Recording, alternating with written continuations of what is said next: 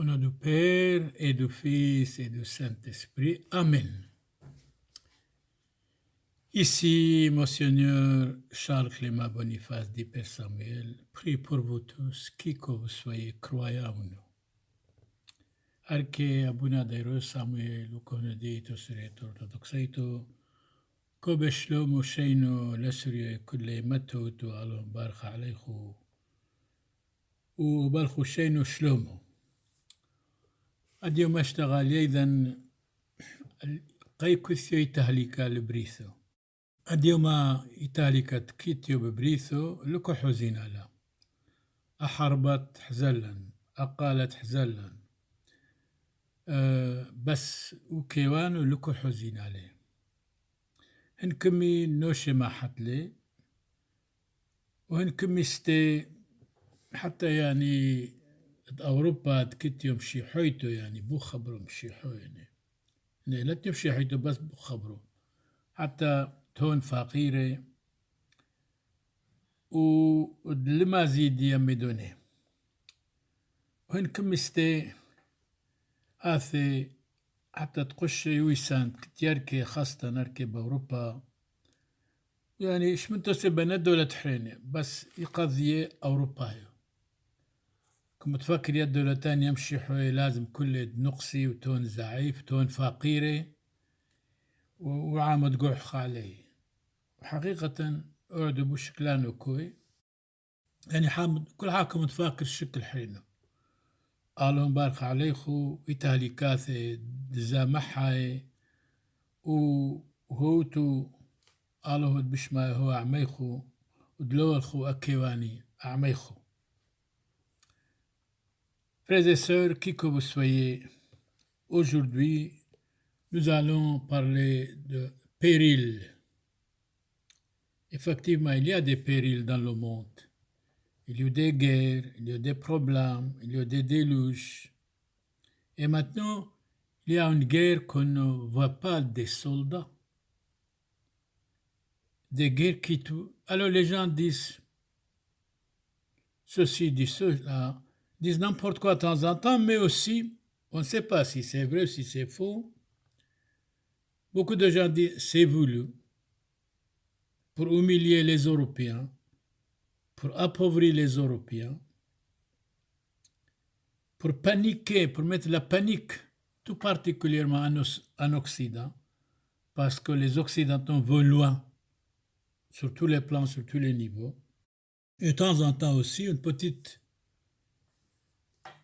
difficulté d'autres pays, pour qu'ils ne disent pas uniquement c'est contre les Occidentaux, c'est contre les Européens. Alors certains disent c'est quelqu'un qui fait ça, d'autres disent c'est voulu, le troisième dit c'est payant pour démolir la religion, pour démolir la croyance, pour démolir la liberté, pour démolir l'Occident, pour appauvrir les Européens, pour paniquer les Européens. Et certains disent aussi, certainement, c'est quelqu'un qui fait ça. Ou d'autres disent, on sait de quoi il s'agit. Il y a des militants, des combattants, ils ont payé pour ça, ils ont inventé ça. Moi, personnellement, je ne sais pas sur quel pied danser avec tous ces gens, mais j'ai une idée personnellement, mais j'aime bien garder cette idée pour moi. Parce que trop parler, dire toute la vérité, il y a le danger. Mais la vérité est toujours lente, le mensonge est pressé. Péril. Péril, ce qui veut dire danger, risque, état où il y a quelque chose de fâcheux à craindre, selon le dictionnaire de l'Académie française. Par exemple, ce coronavirus, cette maladie contagieuse, c'est un péril. Jusqu'à maintenant, les Européens n'ont pas trouvé une solution. Ils voient la Lune, mais pour cela, il n'y a pas de piqûres, il n'y a pas de solution, il n'y a pas de médicaments. Donc c'est une guerre, c'est un péril invisible. Est-ce que quelqu'un qui dirige ça? Est-ce que quelqu'un qui paye pour ça? Est-ce que c'est préparé depuis un an et demi, tout ça? On ne sait pas. J'ai une idée, mais je n'aime pas dire, parce que c'est délicat. Quand on dit la vérité, on a des ennemis. Mais la vérité est lente, le mensonge est pressé, certainement. Sûrement, je vais garder cette vérité pour moi et de ne pas trop parler, c'est mieux. Mais risque, il y a, on voit d'ailleurs. Il y a la guerre, il y a. C'est une guerre qu'on ne le voit pas, ni les armes, ni les soldats. Une guerre cachée, une guerre invisible, s'appelle péril. سريان برخالون برخ عليخو تولخو كايو علوه معنحي تولخو عنيذة دنقيلي ما حياني علوه بلي ما كثدش مايو وما حد شيء شلوم بينو ثيخو. Si vous avez des malades, qui que vous soyez croyants ou pas, nous prions pour leur guérison, pour leur santé, pour qu'ils soient protégés et guéris. Seigneur Jésus, exaucez-nous. Une prière dans la langue de Christ l'araméen pour les défunts. Et toute personne en Europe qui a perdu quelqu'un à cause de cette maladie contagieuse, nous prions pour ses familles, pour ses frères et sœurs, pour ses parents, qu'ils soient consolés. Et nous prions dans la langue de Christ, l'araméen. Ani zed bamshi holo tekrel khun. طماطي لينو حومو يوميت فرعونو قويميتون دلحبولو من قبريكن نفقيتون برهيبوثو لرعيد برملكو لبشيتون استل تجبحتو وقضوماو شبحو زمريتون نحمونو ديال دودو ذمحوس وثراحا معلاين شاري رويث أحي مارير موتو ساقي قشيو وتحيلو شعاث عندونو موت حضرو ملاخ تحيل النفشو باطل حوشو بشحل عين بدمعي حني غوثو لو فغرو بوخيلو النفشو هي نفشو بخيول الفغرو حانو نوح لتريهن بيوميد نوحومو شبحو لابو لبرو والروحو قاديشو عيوذو إثولكي لمن شورويو تلتلوثو يوم سيمون باسم العنيذة كاذ مثموران يشوع وتسم قبرو وثعافي بروحو تقدشو من عيري ونوشو سموولي باسم الهوحايو تغبلي لوذم من عفرو والعبدك سمنا باسم آنيح وثمريو راحم علينو عضارين. Péril, selon le dictionnaire de l'Académie française, danger, risque, état où il y a quelque chose de fâcheux à craindre. C'est comme par exemple le coronavirus. Le dictionnaire de l'Académie française dit péril, danger, risque, état où il y a quelque chose de fâcheux à craindre. Et c'est vrai, tout le monde a peur de cette maladie contagieuse, coronavirus. Aristote, philosophe grec mort en 322 avant Jésus-Christ, le péril est l'approche d'une chose à craindre, quelque chose invisible.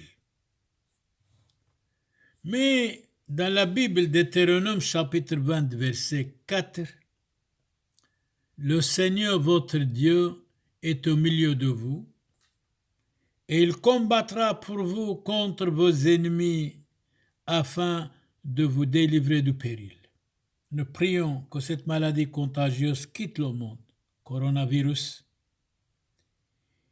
et que nous soyons délivrés de cette maladie, de cette guerre invisible. Amen. Dans la Bible, Josué, chapitre 23, verset 10, un seul d'entre vous poursuivra 1000 de vos ennemis, parce que le Seigneur votre Dieu combattra lui-même avec vous. Mais Saint Paul dit autrement. Saint Paul a été décapité à 67 de la part de l'empereur de Rome, 5e empereur Néron. Il écrit aux chrétiens de Rome, chapitre 8, verset 35. Qui nous séparera de l'amour de Christ? La tribulation? Absolument pas. L'angoisse? Pas du tout. La persécution? Absolument pas. La famine? Pas du tout. Le dévouement ou le dénouement ou le péril? Personne ne peut nous séparer de l'amour de Christ. Ou l'épée, selon qu'il est écrit, à cause de toi, le nous met à mort tous les jours. On nous considère comme des brebis qu'on égorge. Mais dans toutes ces choses, nous sommes plus que vainqueurs, car celui qui nous a aimés, je suis persuadé, dit Saint Paul, ni la mort, ni la vie, ni les anges, ni les dominations, ni le présent, ni l'avenir, ni les puissances, ni les êtres d'en haut, ni ceux d'en bas, ni aucune autre créature ne pourra nous séparer de l'amour de Dieu en Jésus-Christ notre Seigneur. Eh bien, Saint Paul a raison. Il a donné sa vie pour le Christ. Il était décapité, il n'a pas eu peur. Rien ne pourra nous séparer de l'amour de Christ. Ni l'angoisse, ni la persécution, ni le dénouement, ni la pauvreté, ni le péril. Il est écrit, nous sommes vainqueurs. Ce n'est jamais sans risque qu'on triomphe dans le danger. Ce n'est jamais sans risque qu'on triomphe dans le danger. Sainte Béda dit ceci. Ce n'est rien d'entreprendre une chose dangereuse, mais d'échapper au péril en le menant à bien. Donc, ce n'est rien d'entreprendre une chose dangereuse, mais d'échapper au péril en le menant à bien. Par exemple, il y a deux pays qui sont fâchés l'un l'autre, ils font la guerre. Eh bien non, par la réconciliation, par la diplomatie, doit faire la paix, c'est mieux que la guerre.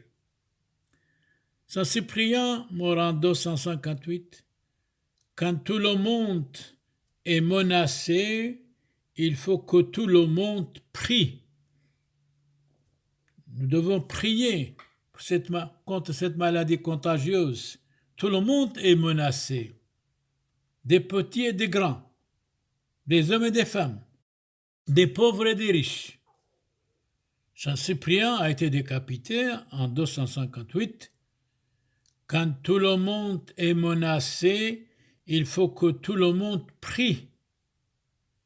Et Saint Matthieu, dans le Saint Évangile, chapitre 21, verset 22, Jésus disait, « Tout ce que vous demanderez avec foi par la prière, vous le recevrez. » Nous demandons et nous prions que tous vos malades soient guéris, que cette maladie contagieuse quitte le monde. Seigneur Jésus, exaucez-nous. Saint Jacques, chapitre 5, versets 16 et 17. La prière agissante du juste a une grande efficacité.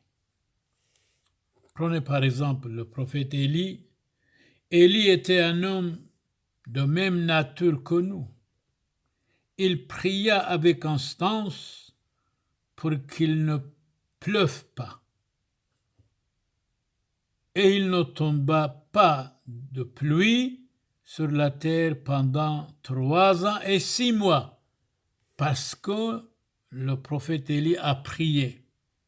Puis il pria de nouveau.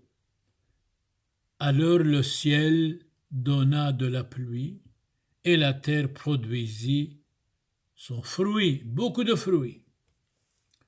Donnons la parole à Saint Jacques, dans l'évangile Saint Jacques, dans la Bible, chapitre 5, verset 14. Saint Jacques nous dit: quelqu'un parmi vous est-il malade? Point d'interrogation. Qu'il appelle les prêtres, et que ceux-ci prient pour lui, en loignant d'huile au nom du Seigneur. La prière de la foi sauvera le malade, et le Seigneur le relèvera, et s'il a commis des péchés, il lui sera pardonné. C'est vrai, Jésus a donné à ses apôtres, à ses disciples, c'est-à-dire à ses prêtres, chasser les démons, pardonner les pécheurs, purifier les lépreux, guérissez les malades. Vous avez reçu gratuitement, faites gratuitement. Ce n'est pas nous guérissons, c'est Jésus-Christ qui guérit. Ça, c'est sûr et certain. Personnellement, quelqu'un, quand il vient chez moi, immédiatement, avez-vous visité votre docteur? Sinon, immédiatement, visitez votre docteur. Même 3 médecins, il faut les visiter. Ça vaut la peine. Saint Bernard nous dit ceci: il y a péril dans le monde. Aujourd'hui, coronavirus, cette maladie contagieuse, tout le monde a peur. Il y a péril pour la chasteté dans les plaisirs. Saint Ambroise dit autrement: la chasteté fait les anges. Celui qui l'a gardé est un ange. Celui qui l'a perdu est un démon. La chasteté, la sainteté, la beauté, ça vaut la peine. La chasteté, dit saint Augustin, est une vie angélique. La chasteté unit l'homme au ciel et le fait concitoyen des anges et des archanges. Beauchesne, mort en 1873, le plaisir est l'ennemi du bonheur. Lord Palmerston, mort en 1865, la vie serait supportable sans les plaisirs. Platon dit autrement: le plaisir est l'appât du mal. Pour un plaisir, 1000 douleurs, certainement, sûrement. Saint Bernard dit autrement, mort en 1153, il y a péril. Il y a péril, on va d'ailleurs. Pour l'humilité dans les richesses. Bourdaloue dit autrement, mort en 1704, l'humilité n'a rien autre que la parfaite connaissance de soi-même. Saint Matthieu dit autrement, chapitre 11, verset 29, apprenez de moi que je suis doux et humble de cœur. Venez à moi, vous tous qui peinez, je suis doux et humble de cœur. Imitez-moi. Tandis que Voltaire, mort en 1778, l'humilité est le contrepoison de l'orgueil.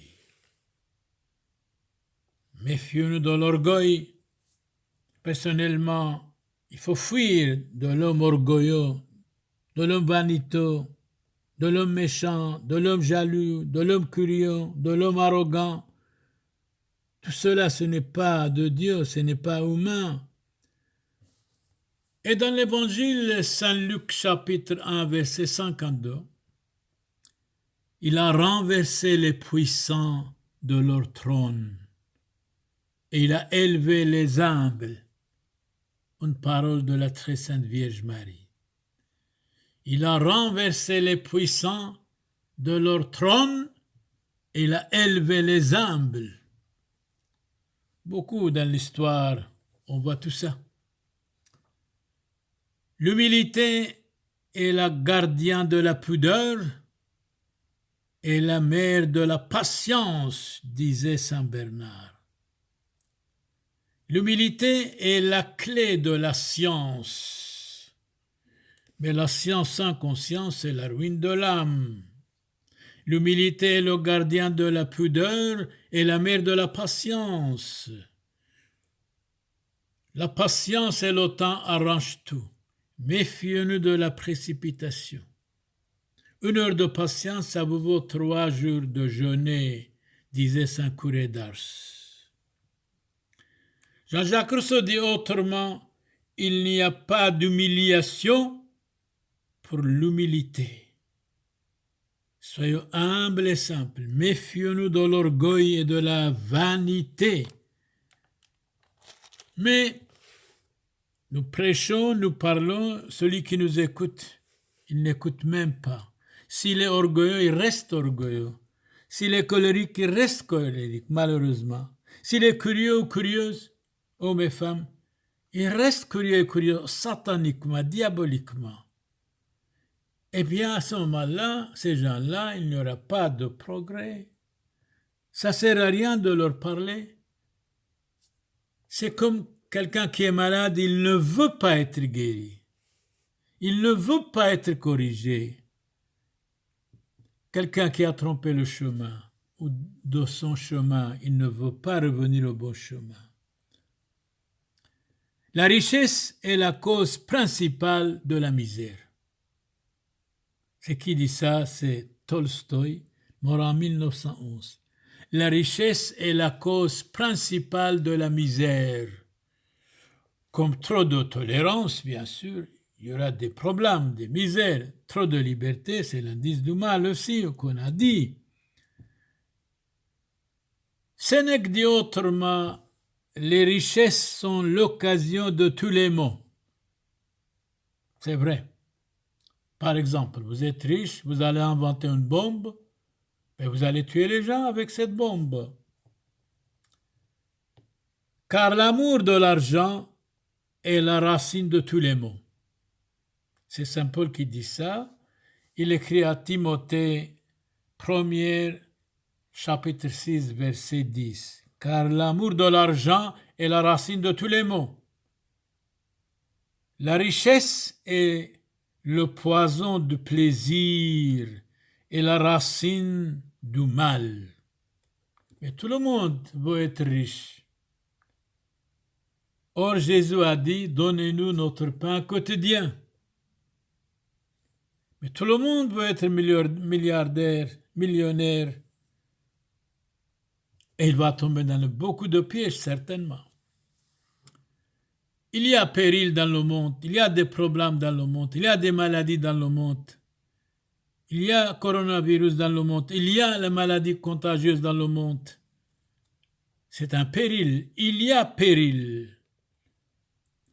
Pour la chasteté dans les plaisirs, pour l'humilité dans les richesses, pour la piété dans les affaires, pour la vérité dans le bavardage, pour la charité dans ce monde corrompu. Parole de Voltaire, le monde corrompt pour être corrompu, voilà le monde. Les gens parlent de trop. Ils ont abandonné la piété. Pour une minute de plaisir peut leur amener 1000 douleurs, mais ils ne se rendent pas compte. Eh bien, être humble et simple, être content ce qu'on a, c'est-à-dire le pain quotidien, c'est la meilleure richesse, je suis sûr et certain. Il y a péril pour la chasteté dans les plaisirs, pour l'humiliation dans les richesses, pour la piété dans les affaires, pour la vérité dans le bavardage. Les gens n'aiment plus la vérité. Mentez, ils vous croient. Dites la vérité, ils ne croient pas. Pour la charité dans ce monde corrompu et diabolisé. Saint Augustin dit autrement, qu'est-ce que la charité? Répondez s'il vous plaît. Saint Augustin, répondez, on vous écoute. Beaucoup vous écoutent aussi. Qu'est-ce que c'est la charité? Allez. Sinon, c'est l'amour du bien. Voilà la charité. Avez-vous compris? Qu'est-ce que c'est la charité? Saint Augustin répond, sinon c'est l'amour du bien. Beaucoup d'entre nous, nous voulons faire le bien, mais malheureusement, à la place du bien, on fait le mal. Touchez quelqu'un de doigt, vous allez voir, il est capable de vous insulter. Saint Éphrem, mort en 373, grand saint mondialement connu, celui qui n'a pas la charité est aveugle d'esprit. Il est l'ami de Satan, inventeur de la malice, auteur de combats et de disputes, celui qui n'a pas la charité, confident des médisants, compagnon des détracteurs, conseiller des insulteurs, précepteur des jaloux. Eh bien, celui qui n'a pas la charité, c'est ça. Celui qui n'a pas la charité est aveugle d'esprit, ami du démon, inventeur de la malice, auteur de combats et de disputes, confident des médisants, compagnon des détracteurs, conseiller des insulteurs, précepteur des jalousies et des envieux, artisan de l'orgueil, un vase d'arrogance, instrument de l'ennemi. La charité est le fondement de la colonne des âmes saintes. C'est tellement beau. Eh bien, Saint Éphrem, félicitations. Saint Éphrem nous dit ceci, celui qui n'a pas la charité est aveugle d'esprit, ami du démon, inventeur de la malice, auteur de combats et de disputes, confident des médisants, compagnon des détracteurs, conseiller des insulteurs, précepteur des jaloux et des envieux, artisan de l'orgueil, un vase d'arrogance, l'instrument de l'ennemi numéro un. La charité est le fondement de la colonne des âmes saintes. Alors si vous n'êtes pas saint, devenez-le, changez la vie, convertissez-vous. Vous ne pouvez jamais être heureuse dans le péché, dans le mal, dans le désordre, dans la corruption, jamais. Jésus est venu pour vous, pécheurs et pécheresses. Chapitre 9, verset 13, Saint Matthieu. Je ne suis pas venu pour les justes, mais pour les pécheurs. Convertissons-nous, nous tous. Aristonyme, au 5e siècle avant Jésus-Christ, le monde est un théâtre où les pires gens ont les meilleures places. Ça, c'est vrai, ça. C'est vrai. Or, Saint François de Sales dit autrement, mort en 1622, à qui Dieu est tout, le monde n'est rien. Si Dieu est pour nous, qui peut être contre nous? Meilleure richesse, c'est Dieu. Alfred de Musset, mort en 1855 ou 57, le monde est un lieu de misère et de pitié profonde.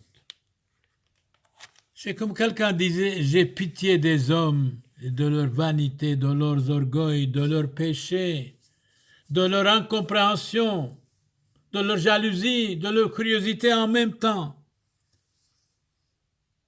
Si je cherchais encore à plaire aux hommes, je ne serai plus serviteur de Jésus-Christ. Nous devons aider les hommes, les gens, mais pas plaire. C'est Saint Paul qui nous dit, si je cherchais encore à plaire aux hommes, je ne serai plus serviteur de Jésus-Christ. Baudier, mort en 1800, le mépris que le monde a pour le pauvre marque bien l'opposition qui est entre lui et Jésus-Christ. Les gens souvent parlent des pauvres, mais c'est vrai, ils n'aiment pas les pauvres.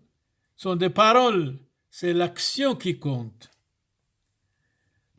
Tacite dit autrement, le monde, par opposition au principe du christianisme, corrompre, être corrompu, voilà le monde.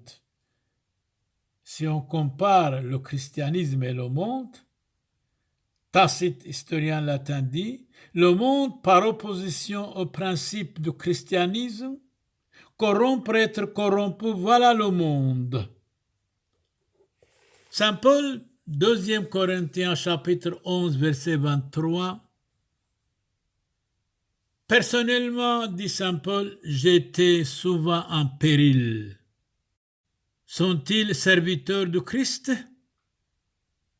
Je vais parler en termes extravagants. Je le suis plus encore. Par les travaux, bien plus. Par les emprisonnements, bien plus.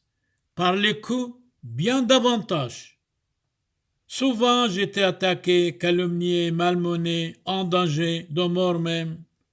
5 fois, j'ai reçu des coups. 40 coups, moins 1, c'est-à-dire 39 coups, j'ai été frappé. Même par mes amis, ne pas oublier, dans chaque ami, s'il n'est pas fidèle éternellement, il y a moitié d'un ennemi. Si vous dites à votre ami quelque chose qui ne lui convient pas, s'il est fâché, quittez-le. C'est un ennemi numéro 1 dans votre poche, à votre côté. Amis et ennemis. Si nous avons amis et ennemis, il ne faut jamais raconter votre vie privée à ces gens-là, ou vos problèmes, ou vos difficultés. S'ils sont fidèles jusqu'à la mort, ça va. Sinon, ils vont vous trahir tôt ou tard, quand quelque chose ne leur convient pas. Ce sont des gens marionnettes, girouettes, versatiles, changeants. Attention, danger. De nouveau, Saint Paul aux Corinthiens, chapitre 2, verset 11. 3 fois j'ai été battu de verges. Une fois j'ai été lapidé. J'ai souffert beaucoup, vous savez. 3 fois j'ai fait naufrage. J'ai passé un jour et une nuit dans l'abîme. Souvent en voyage missionnaire, exposé au danger, au péril des fleuves, au péril des brigands et des bandits, au péril de la part de mes compatriotes, de mes amis, au péril de la part des païens, au péril de la ville, au péril du désert, au péril de la mer, au péril parmi les faux frères, les faux amis, souvent dans les jeûnes, dans le froid et le dénouement.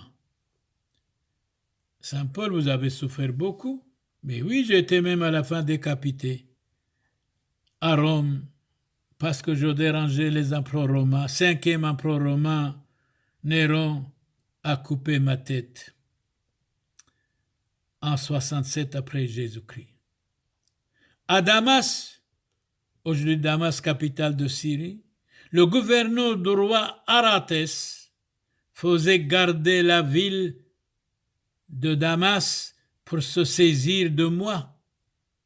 Mais on me descendit par une fenêtre dans une corbeille, le long de la muraille, j'ai échappé à mes ennemis. Heureusement, il y a de temps en temps de véritables amis.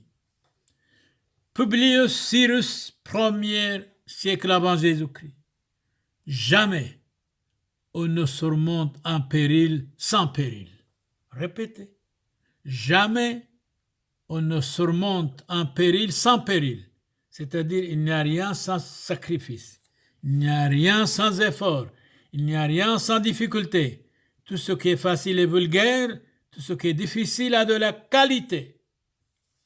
Saint Grégoire dit autrement: que sert d'avoir fortifié toute la place si d'un seul côté on laisse une brèche pernicieuse ouverte à l'ennemi?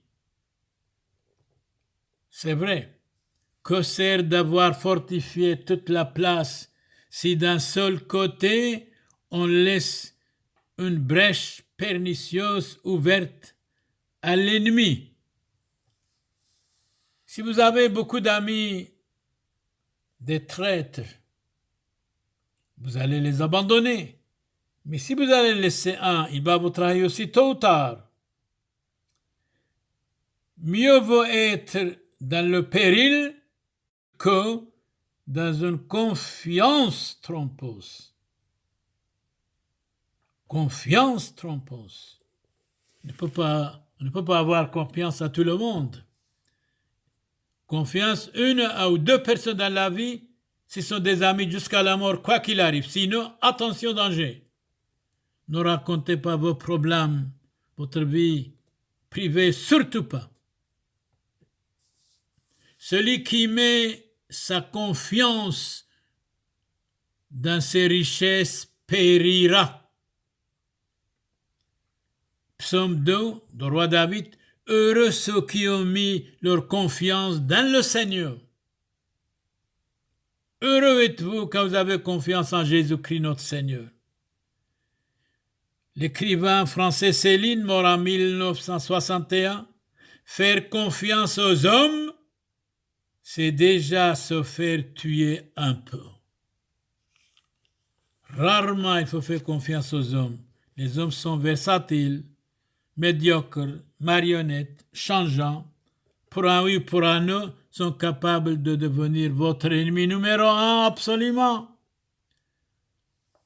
Saint Jacques Chrysostome, mort en 407, se jeter inutilement, sans nécessité, au milieu du péril, est aussi diabolique. Proverbe espagnol: celui qui se présente en sauveur pourrait bien être crucifié.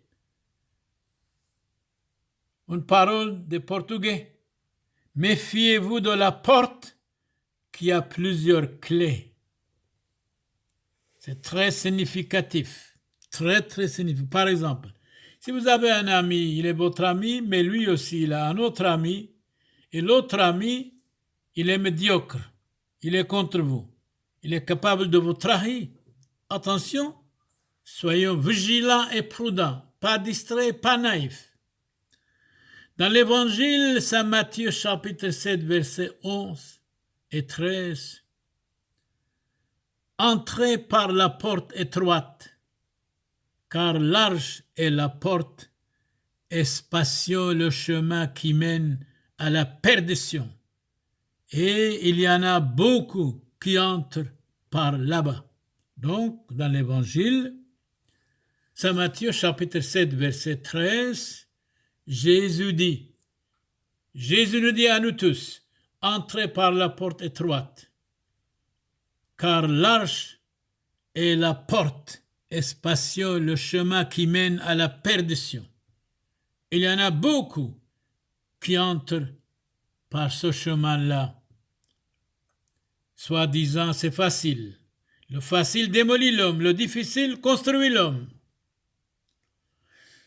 Dans l'évangile Saint Jean, chapitre 10, verset 7, Jésus disait: en vérité, je vous le dis, moi, je suis la porte des brebis. Moi, je suis le bon berger. Le bon berger donne sa vie pour ses brebis. C'est vrai, Jésus a donné sa vie pour nous tous. jusqu'à la croix. Que voulez-vous qu'il fasse? Saint Laurent Justin, les périls rendent l'homme circonspect, c'est-à-dire vigilant et prudent, attentif et fort. La sécurité le rend somnolent, paresseux, imprudent et lâche. Donc méfions-nous de la paresse. Donc, Saint Laurent Justin, les périls rendent l'homme circonspect, c'est-à-dire vigilant, attentif et prudent et fort. Nous devons être forts, nous devons être vigilants. La sécurité rend l'homme somnolent et paresseux, imprudent et lâche.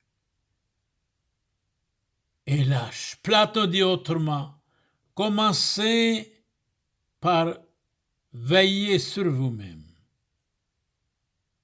Donc commencez par veiller sur vous-même si vous voulez surveiller les autres. C'est-à-dire, si vous critiquez les autres, d'abord critiquez vous-même.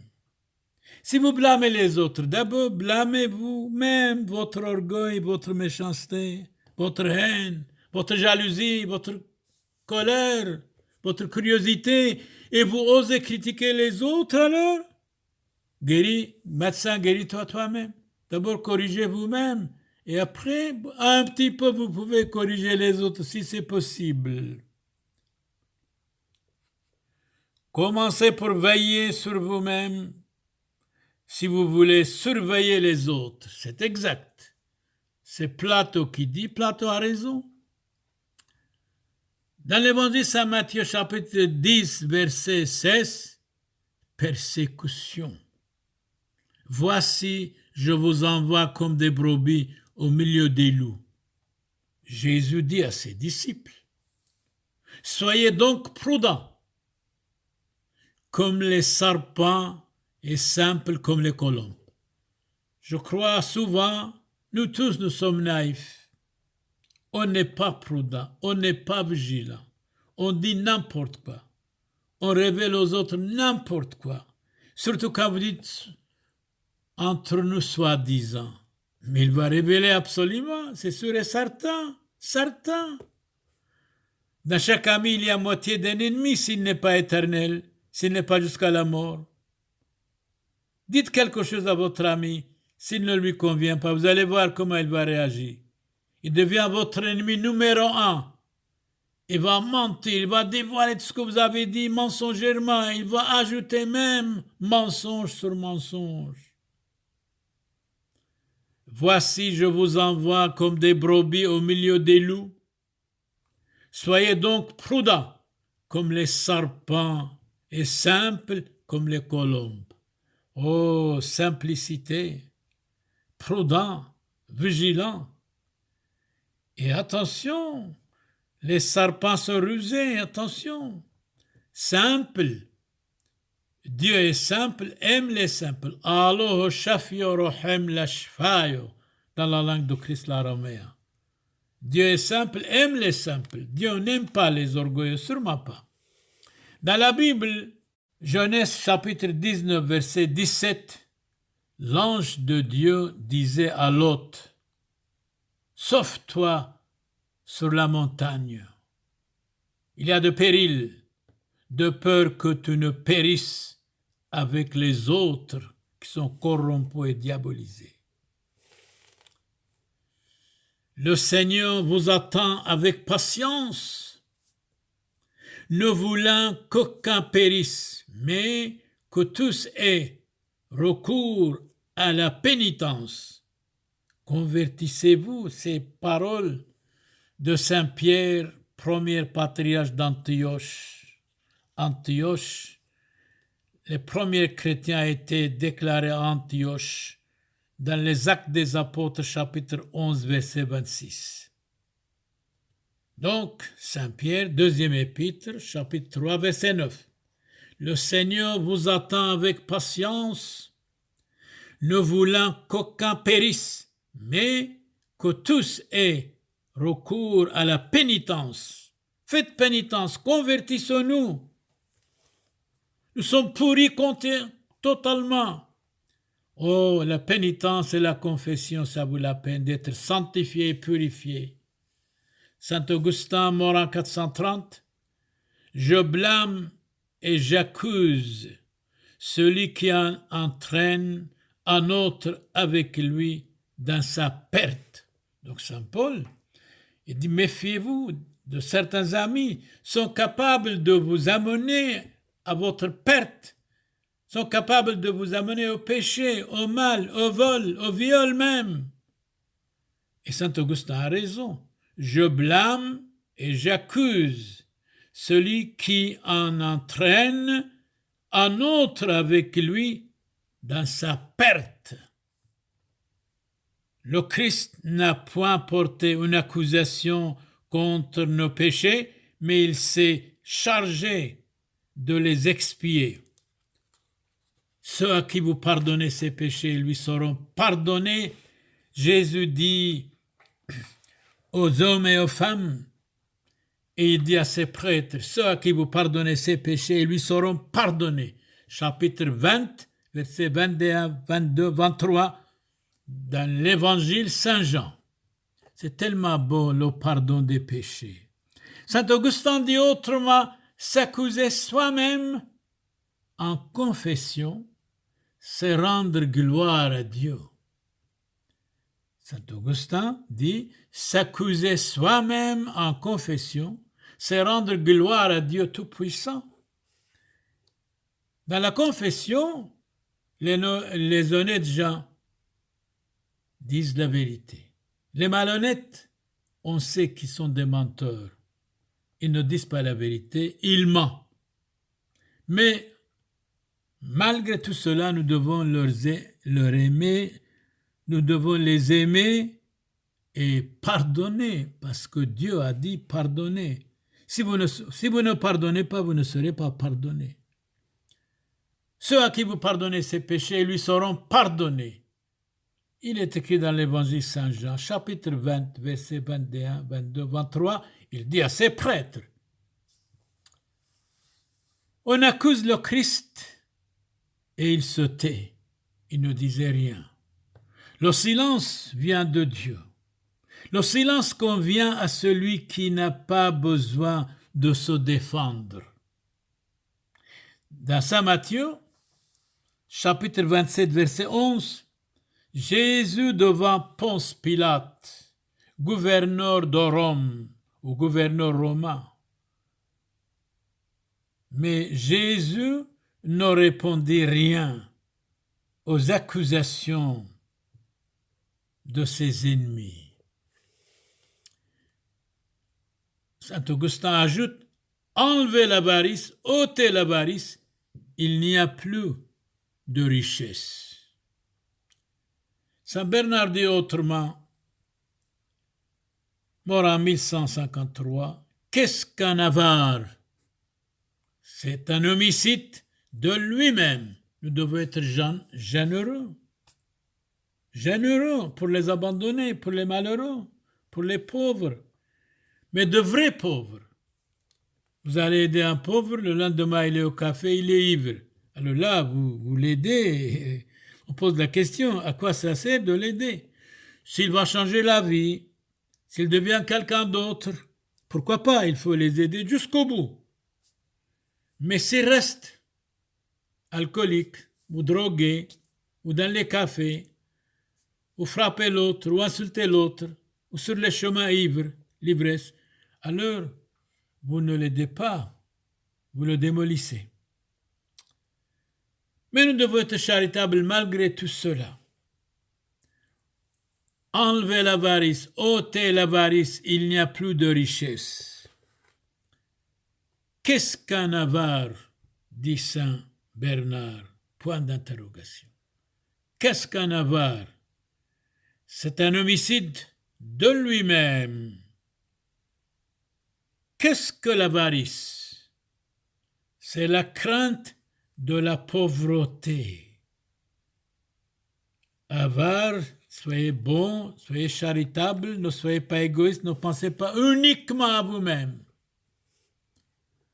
Saint Zénon, l'avarice, c'est une passion excessive, un désir aveugle, une tempête en fureur, une rapacité sans borne, une inquiétude sans repos. Elle ne parvient jamais à satisfaire ses désirs. L'avarice ne sait pas se rassasier, détruit la foi, ni la justice, méprise les droits divins. Quand un animal tombe, tout le monde va l'aider. Quand il y a un homme qui tombe dans le mal, personne ne l'aide. Quand un animal tombe, il y a des bras pour le relever. Qu'un homme périsse, personne n'y prend garde. L'âme est marquée de l'image de Dieu, honorée de la ressemblance divine, fiancée à Dieu par la foi. Platon dit autrement, l'âme est un être immortel, exempt de mort et de corruption. C'est vrai, c'est exact. Saint Bonaventure nous dit autrement, il y a 12 manières de se perdre. Le défaut de pénitence. Alors, faites pénitence, changez la vie pour le bien, et vous allez être sauvés. Le défaut de prévoyance, le défaut de patience, pas de précipitation, de ne pas répondre vite. Ayez la patience, le succès vient par la patience. Le défaut d'innocence, le défaut de clémence, soyez miséricordieux envers tout le monde, clément. Le défaut de sagesse, la sagesse, c'est capital. Lisez, écoutez. Le défaut de sévérité, de ne pas être sévère trop, d'être un peu de tolérance pour les autres, pourquoi pas. Le défaut de charité, nous devons être charitables. La charité, ça veut dire quoi? C'est le bien fait pour les autres. Le défaut de vérité, nous devons dire la vérité, quoi qu'il arrive, courir derrière la vérité. Quelle vérité? Jésus a dit, je suis le chemin, la vie et la vérité. Personne ne peut aller à Dieu sauf par moi-même. Le défaut de la paix. Ayez la paix avec vous-même, avec les autres. Si votre voisin vous attaque par exemple, ne pas faites la guerre avec lui. Dites bonjour mon voisin, comment allez-vous? La paix soit avec vous. Le défaut de libéralité, le défaut de l'humilité. Chacun de nous devons être humbles. Humbles. Nous tous, nous sommes orgueilleux. Orgueilleux, vaniteux, colériques. Allez, quelqu'un nous dit quelque chose, immédiatement on peut faire la guerre avec lui. Une journée de paix, ça vous vaut la peine. Sûrement, une parole de gentillesse, ça vaut la peine de ne pas répondre de tac au tac. Faire la guerre avec votre voisin, ce n'est pas bon. Surtout si nous sommes chrétiens. Nous devons être modèles pour modeler. La cause de la perte des pécheurs, c'est Dieu par son engagement, l'ange par son ministère de vengeance, le prochain par ses scandales, le diable par ses tentations. À cause de tout cela, la cause de la perte des pécheurs, c'est Dieu par son jugement, l'ange par son ministère de vengeance, le prochain par ses scandales, le diable par ses tentations. Délivrez-nous du mal, Seigneur. Ne nous laissez pas succomber à la tentation. Être tenté, il faut fuir immédiatement de ne pas accepter la tentation. Si vous êtes tenté, si vous dites oui, vous allez tomber certainement. Tout ce que nous faisons pour le corps périra. Il n'y a qu'une chose qui ne pourra pas périr, c'est que nous aurons placé au ciel pour le salut de notre âme, c'est-à-dire les prières, la gentillesse. Encore Saint Éphrem intervient, il est mort en 373. Les démons qui sont pétris de haine ne désirent rien tant que de nous voir périr, et tous sans ressources. Donc aujourd'hui nous avons parlé, il y a un péril dans la vie, dans la société, même actuelle, cette maladie contagieuse, tout le monde est paniqué. Donc Saint Éphrem nous dit, les démons qui sont pétris de haine ne désirent rien tant que de nous voir périr, tous sans ressources. Le démon regarde comme perdu pour lui tout ce qui est gagné en Jésus-Christ. Il est l'ennemi de Jésus-Christ, il a tenté Jésus-Christ, mais Jésus l'a chassé. Arrière Satan, il a dit. Il voulait tenter le Christ même. Mieux vaut fuir l'occasion que d'y périr imprudemment.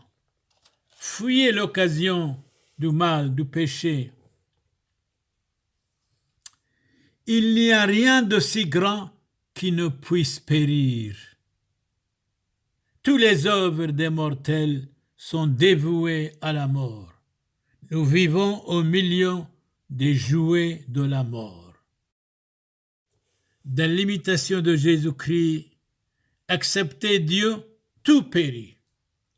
Le riche, le pauvre, le jeune homme, le vieillard, le bel homme, le savant, l'ignorant, le grand, le petit, tous vont quitter le monde.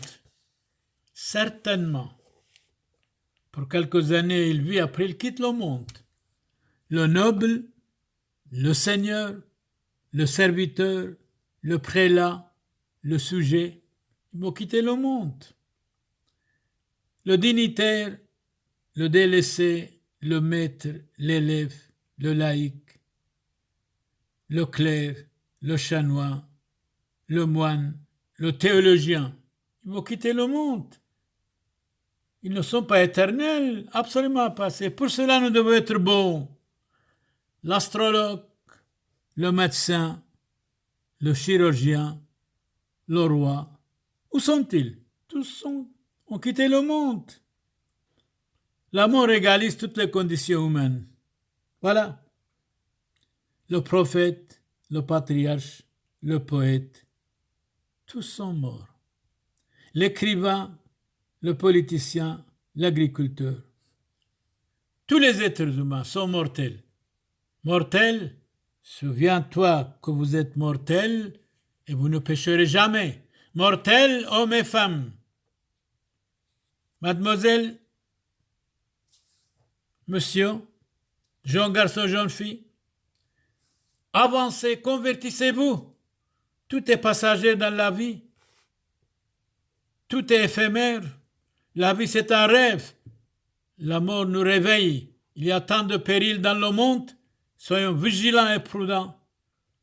Revenez à Dieu Tout-Puissant. Convertissez-vous. Tout va être bien. Et même les périls vont disparaître. Certainement.